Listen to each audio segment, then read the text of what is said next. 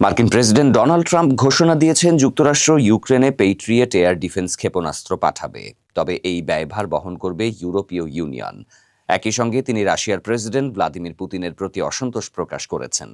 Trump অভিযোগ করেন, Putin যা বলেন বাস্তবে তা মানেন না। তুরস্ক ভিত্তিক সংবাদ মাধ্যম টিআরটি ওয়ার্ল্ড এক প্রতিবেদনে জানায়, মেরিল্যান্ডের জয়েন্ট বেজ অ্যান্ড্রুজে সাংবাদিকদের সাথে কথা বলেন ট্রাম্প। তিনি জানান, ইউক্রেনে পাঠানো এই পেট্রিয়ট ক্ষেপণাস্ত্র ব্যবস্থার জন্য যুক্তরাষ্ট্র কোনো খরচ দিচ্ছে না। তার ভাষায়, আমরা এর জন্য কিছু দিচ্ছি না, ইউরোপীয় ইউনিয়নের খরচ দিচ্ছে। আমাদের জন্য এটি একটি ব্যবসা। তবে তিনি ঠিক কতগুলো পেট্রিয়ট সিস্টেম পাঠানো হবে তা স্পষ্ট করে বলেননি। রুশ প্রেসিডেন্ট ভ্লাদিমির পুতিন সম্পর্কে বলতে গিয়ে ট্রাম্প বলেন, পুতিন খুব সুন্দর করে কথা বলেন, কিন্তু রাত নামলেই বোমা ফেলেন, এটা মোটেই ভালো লাগে না। তিনি আরও বলেন, অনেকেই পুতিনকে ভিন্নভাবে চিনত। আমিও ভেবেছিলাম উনি কথা রাখেন, কিন্তু এখন মনে হচ্ছে উনি যা বলেন বাস্তবে তা মানেন না। এ সময় ট্রাম্প জানান, মার্ক রুটের সাথে বৈঠক করবেন। রুটে বর্তমানে 2 দিনের সফরে ওয়াশিংটন ডিসিতে অবস্থান করছেন।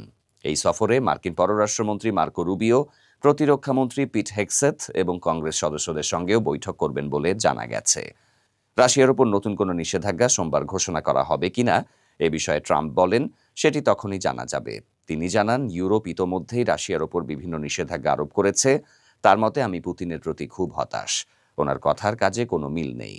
প্রসঙ্গত, গত 1 এপ্রিল মার্কিন সিনেটর লিন্ডসে গ্রাহাম ও Richard Blumenthal sanctioning Russia act of 2025 নামে একটি বিল উত্থাপন করেন।